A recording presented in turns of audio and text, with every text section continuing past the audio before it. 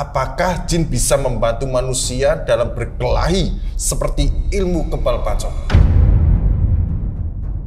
Setan itu nggak mau tunduk kepada manusia kecuali dengan tumbal darah.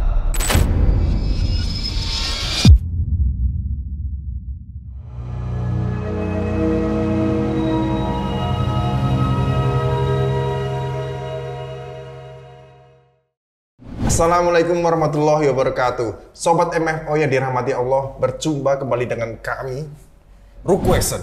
Pertanyaan tentang seputar ruqyah, bincang santai tentang seputar ruqyah.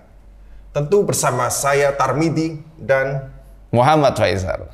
Oke, Ustadz, kita langsung ke pertanyaan selanjutnya. Apa itu? Oh, ini banyak nih, pertanyaan bagus banget nih. Ini ada 7 pertanyaan, cuma kita ringkes saja lah satu ya. Iya. Kasihan yang lain nanti yang belum kejawab. Datang dari Happy Family Indonesia. Ustadz, apakah jin bisa membantu manusia dalam berkelahi seperti ilmu kebal pacok? Membantu manusia berkelahi bisa aja mereka. Bisa. Jadi ini kan ada 7 pertanyaan ya. Ada yang nanyakan juga apakah jin bisa melihat kegiatan alam malaikat sama membantu manusia berkelahi. Mungkin ini jadikan satu aja ya. Karena pertanyaan ini dijawab dalam satu dalil. Nanti teman-teman bisa buka di juz 10 awal di dalam surat Al-Anfal yang nanti dicek. Ayatnya begini bunyinya. A'udzu billahi minasyaitonir rajim wa idz zayyana lahumus syaitanu a'malahum faqala la ghaliba lakumul yawma minan nasi wa inni jarul lakum falamma tara'atil fi'atani nakasa ala aqibaih. Itu falamma tara'atil fi'atani nakasa ala aqibaih qala inni bari'um minkum inni ara ma la tarawun inni akhafullahu wallahu syadidul iqab. Jadi ingatlah hari di mana setan itu menghiasi amalan mereka. Jadi, saya jelaskan dulu ini ayat tentang apa. Jadi, ayat ini adalah kisah tentang peperangan Badr, Ghazwah Badr. Jadi, di pertempuran Badr, ini kan perang pertamanya kaum muslimin dengan kaum musyrik Quraisy. Yang mereka bertarung tidak imbang. Pasukannya Rasulullah hanya 313 orang, adapun kaum musyrik Makkah ada sekitar 1000 lah digenapkan, ya, 1000 orang. Nah saat itu setan datang, iblis maksudnya, iblis datang dalam wujud Suraqah bin Malik bin Ju'shum. Manusia, wujud manusia. Ya, dia menjelma menjadi wujud manusia yang padat tubuhnya seperti kita. Kemudian dia menghiasi amalan buruknya orang musyrik dan mengatakan, tenang aja. Di hari ini nggak ada orang yang bisa mengalahkan kalian, karena aku akan membantu kalian.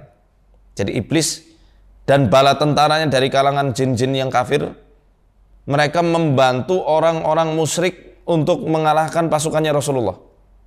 Saat itu iblis memegang tangan salah satu orang musyrik, dipegang sama dia, begini kan, dipegang sama iblis.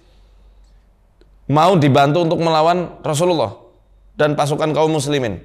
Falamma tara'atil fi'atan nakasa ala qibai. Tatkala kedua pasukan tempur ini sudah saling berhadapan-hadapan, iblis lari ke belakang.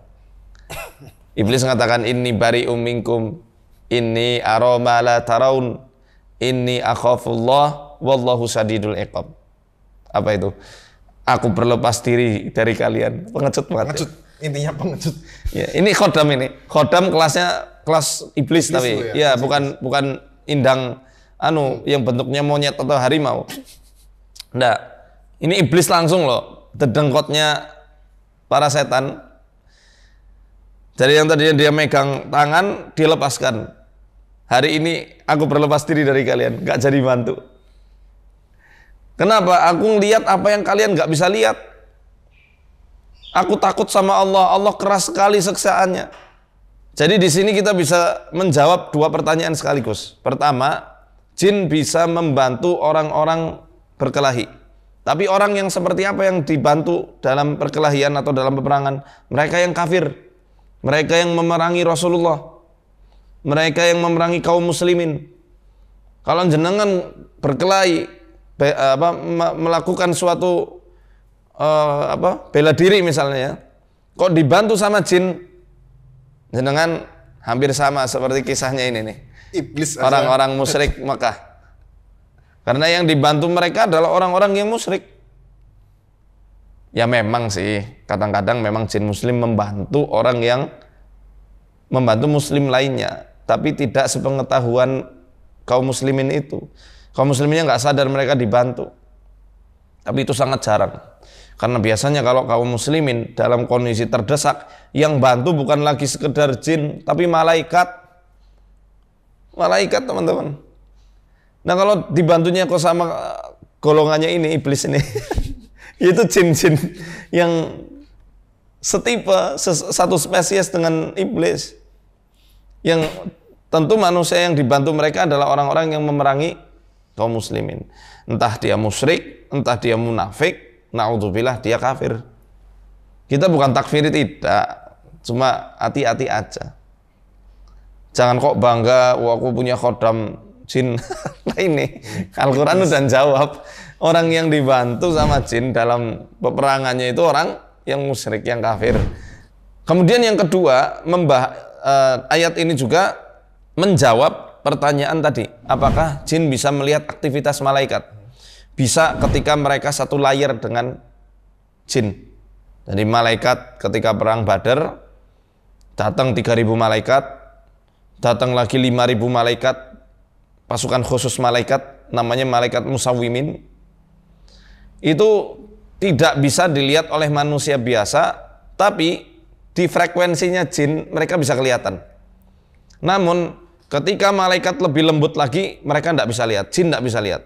Kapan malaikat jauh lebih lembut sehingga nggak bisa dilihat jin? Ketika mencabut nyawa, ketika meniupkan ruh di janin manusia, ya, ketika ada di kandungan ibunya, ketika apalagi menurunkan rezeki Allah yang sifatnya itu gaib mutlak, Mas. Nah, dalam perkara ini saat malaikat sudah istilahnya bersiap-siap menghalau para setan, ya setan bisa ngelihat. Iblis itu waktu itu ngelihatnya Jibril. Ngelihat Jibril ya tentu ciut, jenderalnya malaikat. Ada pertanyaan menarik kemarin dari netizen juga. Saya sempat lihat. Kenapa Allah harus menurunkan 3.000 malaikat sampai 5.000 malaikat? Total mungkin 8.000 malaikat untuk membantu Rasulullah. Bukankah 10 malaikat atau bahkan 1 malaikat mampu memporak-porandakan semuanya? Ya memang bisa. Allah hendak memperlihatkan megahnya kekuasaan Allah dan betapa perkasanya ketika Allah itu menurunkan bala tentaranya. Bukankah orang-orang musyrik itu juga cukup kalau misal mau membuat makar, ya, 1 lawan 1. Tapi kenapa harus ada 1.000 orang? Orang-orang Romawi juga sampai 200.000 pasukan. Padahal mungkin 10.000 saja sudah selesai. Itu kan pengen menunjukkan megahnya kekuasaan dan besarnya kerajaan yang dimiliki. Allah lebih berhak akan hal itu. Maka Allah turunkan 3.000, 5.000. Sah-sah saja, ngapain kita nanya-nanya?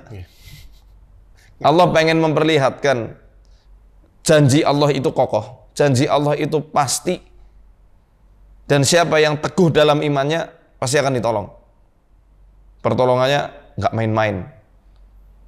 Istilahnya Allah pengen memperlihatkan siapa yang ngimani aku dengan sebenar-benarnya, nih aku kasih bantuan yang tidak main-main. Langsung 8.000 pasukan.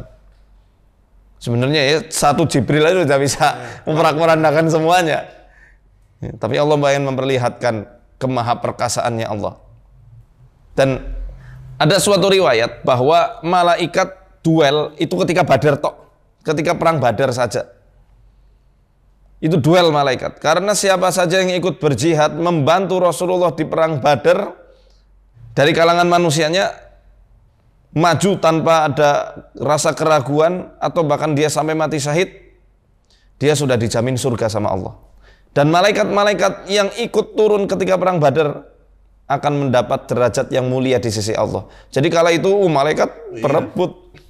Ya memang sih waktu itu para mufassir mengatakan ini bantuan Allah dari langit ketiga 5.000. Mungkin kuotanya segitu. Ya wallahu alam, nggak ada penjelasan lebih tentang hal itu. Nah, dari dalil ini menunjukkan bahwa dua itu ya, setan bisa membantu orang dalam pertempuran, tapi yang dibantu setan atau jin-jin kafir ini adalah tentu orang-orang yang juga durhaka sama Allah. Yang kedua, setan atau jin bisa melihat aktivitas malaikat di saat-saat tertentu. Dan ada saat-saat yang lebih khusus yang jin juga tidak bisa melihat. Termasuk aktivitas mungkar nakir ketika nanyain di alam kubur, mereka nggak bisa tahu. Aktivitasnya malaikat maut ketika mencabut nyawa, jin juga nggak tahu. Ya dalilnya surat Saba ayat 14.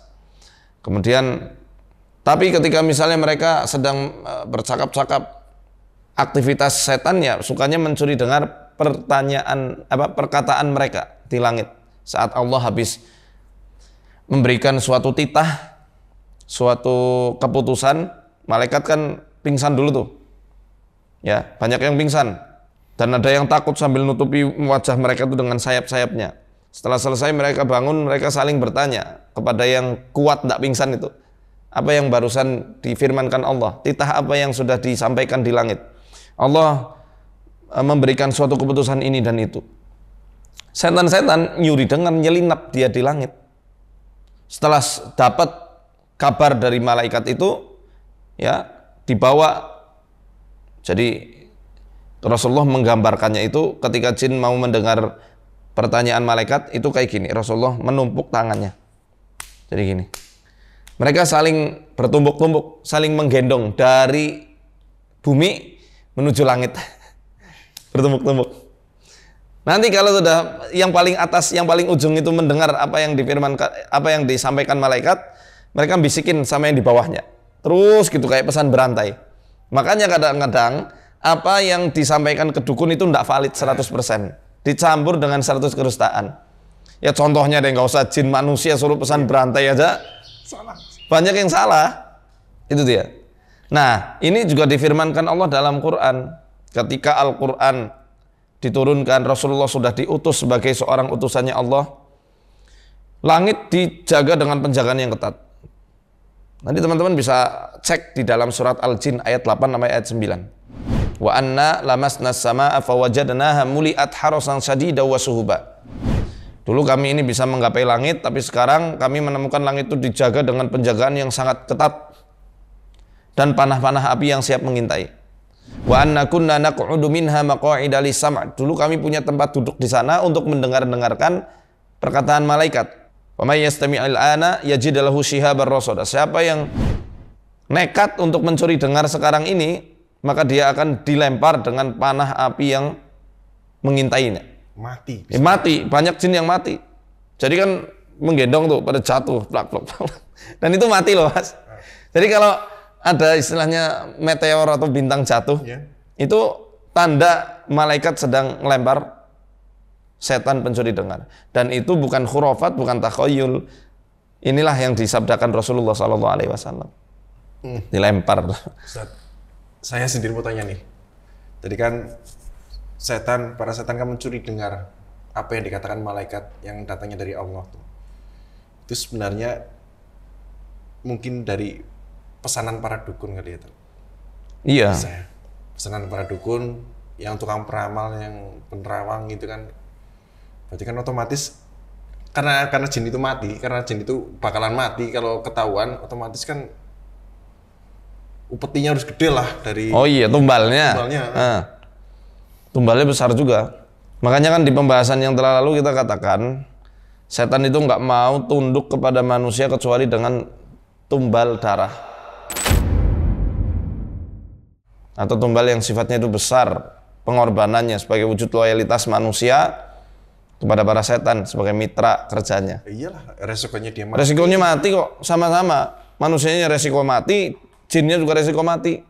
Cek deh Al-Baqarah 102. Wa yata'allamuna ma yadurruhum wa la yanfa'uhum. Mereka itu mempelajari suatu ilmu. Maksudnya ilmu sihir. Yang ilmu sihir itu membahayakan mereka, tidak memberikan manfaat. Ya ini salah satunya. Nanti jinnya itu dendam loh. Misalnya ada temennya mati, dendam nih. Mereka nggak bisa ngapa-ngapain kan, dijaga sama mafia-mafianya jin. Akhirnya nyerangnya kepada orang yang mempekerjakannya, atau nyerang anaknya, nyerang istrinya. Itu nyata terjadi. Ya, makanya ngapain mainan sihir kan? Wala yuflihu sahiru haitsu ata. Para tukang sihir nggak akan pernah beruntung, nggak akan pernah menang dari arah manapun mereka datang. Pertanyaan selanjutnya datang dari Denis Bumolo. Denis Bumolo. Iya. Bismillah, izin bertanya Ustadz. Mungkin jika manusia itu memiliki korinnya sendiri, terus apakah bangsa jin juga punya korinnya sendiri? Ya, bangsa jin juga punya korinnya sendiri. Korin mereka ya setan-setannya itu. Dari bangsa jin juga? Iya, yang lebih senior. Jadi di Al-Quran ada beberapa ayat yang di situ sebenarnya menceritakan tentang penyesalan, baik antara manusia atau jin, yang terpaksa mengikuti seniornya. Jin juga ada yang dia itu protes ke Allah lah, aku disesatkan kok sama seniorku. Contoh di surat Al-A'raf, qala dukhulu fi umamin qad khalat min qablikum minal jinni wal insi finnar kullama dakhalat ummatul la'anat ukhtaha. Allah berfirman kepada orang-orang kafir waktu itu di hari kiamat nanti, udkhulu fi umamin qad khalat min qablikum, masuklah kalian ke dalam neraka bersama umat-umat yang telah berlalu sebelum kalian. Umat-umat dari kalangan jin dan manusia. Ketika orang itu masuk, golongan itu masuk ke dalam neraka, mereka melaknat ukhtaha. Ukhtaha maksudnya adalah melaknat golongan-golongan yang telah lebih dulu masuk ke dalam neraka, yaitu senior-senior mereka, korin-korin mereka. Kemudian mereka meminta sama Allah, wahai Allah, wahai Rabb kami, lipat gandakan siksaan kepada mereka yang telah menyesatkan kami.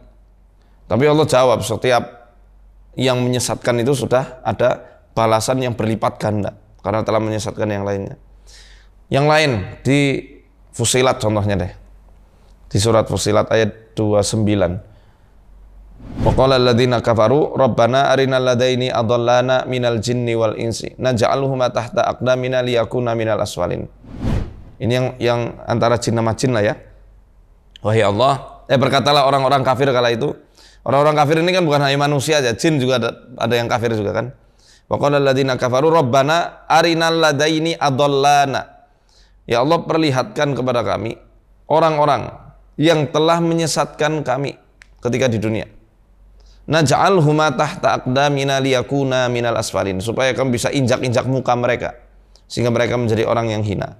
Termasuk jin pun akan menuntut ke Allah. Ketika mereka sudah disesatkan sama jin yang lebih besar lagi, yang lebih senior lagi, mereka akan berkata seperti itu.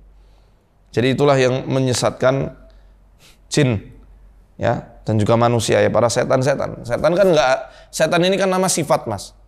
Jadi ini sekaligus menjawab, ada yang bertanya, setan itu sebenarnya makhluk atau sifat? Setan itu sifat yang disematkan ke makhluk yang jahat. Setan ada dari kalangan jin, ada dari kalangan manusia. Seperti yang Allah firmankan di awal-awal juz 8 surat Al-An'am, wa kadzalika ja'alna likulli nabiyyin aduwwan syayatinal insi wal jinni yuhi ba'dhum ila ba'din zukhrufal qawli ghurura. Demikianlah kami jadikan musuh dari kalangan nabi ini adalah setan-setan manusia dan jin. Mereka saling membisikkan perkataan yang indah tapi menipu. Jadi ini juga berlaku korin-korin penyesat dari kalangan jin. Ya, ini setan-setan senior yang menyesatkan, menggiring supaya jin juniornya itu ikut menyekutukan Allah. Nah, begitu teman-teman, jawaban yang cukup panjang kali lebar dari Ustadz Muhammad Faisar. Buat teman-teman yang belum sempat pertanyaannya dijawab, mohon bersabar.